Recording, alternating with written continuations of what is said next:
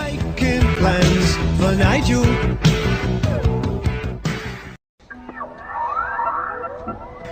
This boy is electric.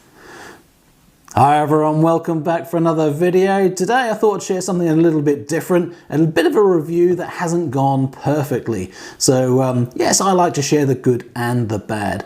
Anyway, this review is about this little system, Carpuride. They contacted me a while ago saying, would I like to review this? It's an independent Android Auto capability system. So, you know how years ago you used to have cars that didn't have a CD player and they only had a cassette player, so you bought an interface that allowed you to play CDs on those audio systems that didn't have it. Same sort of thing. This is Android Auto capability. And my Mini Electric doesn't have Android Auto, it only has that fruit-based product, Apple CarPlay. So while I'm driving in the car, I can't use my mobile phone for Google Maps and Waze and those sort of things. And I was starting to think, when I saw this product, I thought, is it the answer to the Mini that without any modifications to the car, just putting an extra screen on the dash and there's a nice hard plastic area that I could mount it to really, really easily? Is that the place? I could have a separate screen, a separate satnav system, as well as the Mini Electric satnav system. And would that provide the missing link so I could do Android Auto as well? I find when I'm a passenger in the car or Susan's a passenger, we use the satnav in the Mini that's standard, but it does screw around with the range. So sometimes we like to turn it off and see what the real range of the car is. And we tend to use our mobile phones and tablets in the car to show satnav as well and give us an alternative satnav system. So almost having two satnav systems to work with. That's how we tend to do it. So yes, it'd be great if you had one and it was perfect, but we don't have an Apple phone, we don't have Apple CarPlay in the Mini. So it's what do you do? And I don't want to migrate to an Apple phone because that means an Apple tablet and all those sort of things. I like the compatibility and the familiarity of Android devices. So I said yes, I said send me across this product. I'll give it a go, I'll see what it's like, I'll see if it provides the functionality I want, and I'll put it out in a video.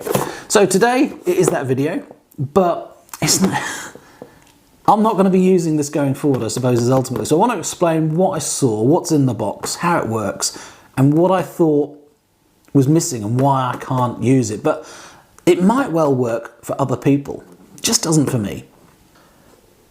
So let's start with what's in the box.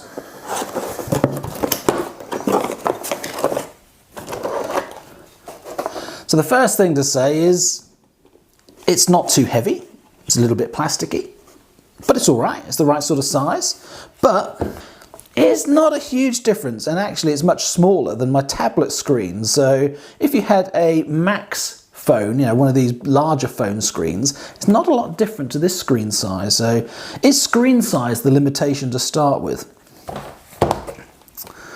Inside the box as well, you have a sucker mount. And the phone clips on the front.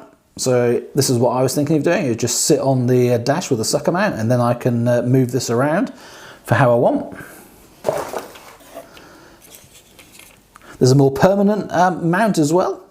So it can go on that if I wanted it to.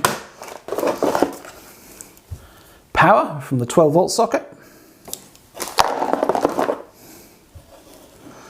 Auxiliary cable for connecting the screen to the auxiliary of your already hi-fi system media player in your car. So if I had an auxiliary socket, which I don't, I could plug this in so that the sound, instead of coming out of the screen, could come out of the media player in the Mini. But again, I don't have an auxiliary socket, so I can't use that. Another mounting bracket. Another piece and another piece. So a couple of pieces of plastic, some sticky pieces, some 3M sticky pads to stick it on with. So they're all the mounting bits. Get those moved out of the way. So plug the USB cable in, press the button on the top, and the screen boots up.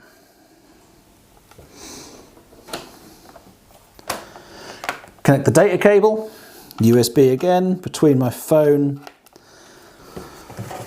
So on my mobile phone it now says transfer files, transfer photos, charge only, which I can ignore.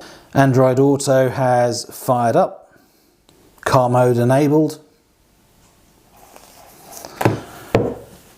The device does have Android Auto wireless version as well, but for some reason I've never been able to get the wireless version working on my Huawei phone.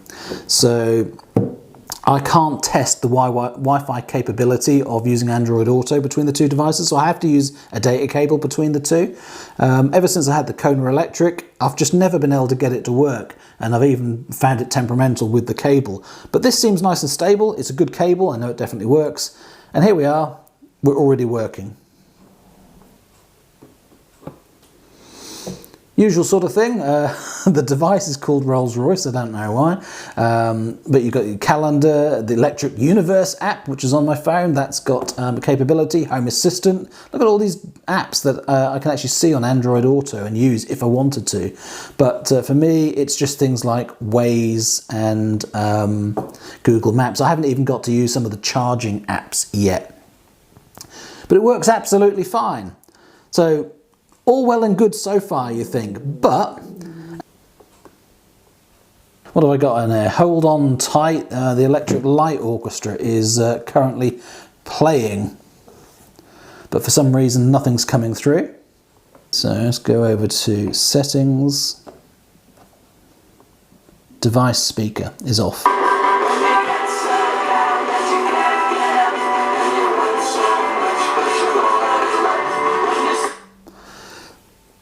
Quite tinny.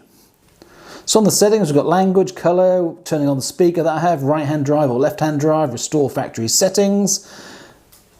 We've got the wired link, which is auto, and the iPhone wired link as well. Then we've got the Wi-Fi connectivity.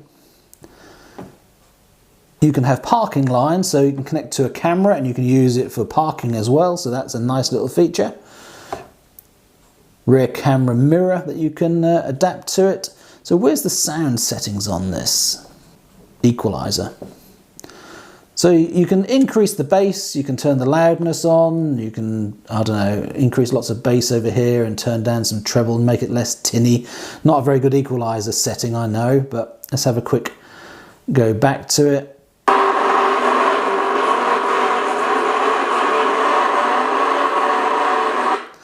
And there you go, the equalizer settings that I changed there just made it absolutely impossible to listen to. So for me, what I'm finding is the quality of the audio that comes out of the box is so poor that I'd be much better just mounting my mobile phone in the car and using that. And this is where the weakness of the device comes in. So yes, it works with Android Auto. Yes, I can get my extra satnav system, but would I connect it in my car?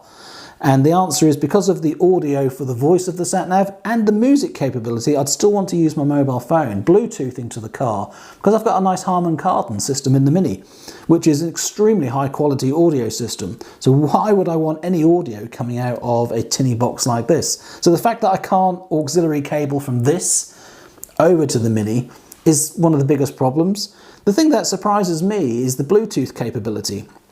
So my mobile phone can Bluetooth to the car. This has Bluetooth capability. So why can't this Bluetooth to my car and connect instead of an auxiliary cable at the same time as I could use my mobile phone connected to the Mini as well? Surely you can have multiple Bluetooth devices connected at the same time.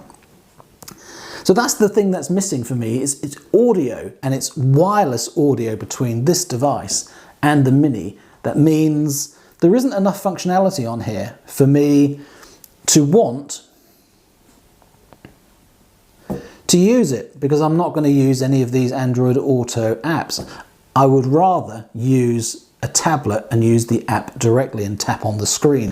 So I'm afraid to say this little box from Carpuride isn't going to get used. I can't at the moment think of a use for it because of the lack of decent audio capability with it, which is a real shame, because all this is I've got a little bit of plastic inside the case.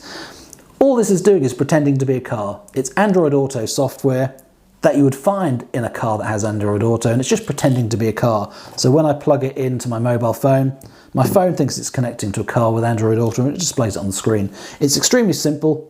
I think it's a bit nifty, really. I mean, it is quite a good idea, but it's, as you progress the idea and try and use it, It just doesn't work for me. Maybe this would work better for somebody that has an older style audio system in their car with an auxiliary socket, and they are happy then to get Android Auto capability with maps, and maybe they haven't even got satnav in their car, and instead of buying a satnav system, they could use this and then use all of the satnav capabilities on their mobile phone. For me, that's where this is a useful device, in older cars where you're going to auxiliary link the audio from this to the car, and you're going to provide Android Auto in a car that probably has a radio and a CD player. Anyway, yeah, not everything I test, not everything I look at works out, and my aim to find Android Auto for my Mini Electric didn't really work on this occasion. Anyway, I hope you enjoyed watching this very short video, and yeah, if you're interested, I think this is available on Amazon and other stores and those sort of things, but for me, it doesn't quite work. Anyway, I hope you enjoyed this video. Hope you enjoy the good and the bad and the honest opinion that I present, which includes things that don't work as much as things that do. Take care, see you again soon for more videos. Lots more to come soon. Bye for now.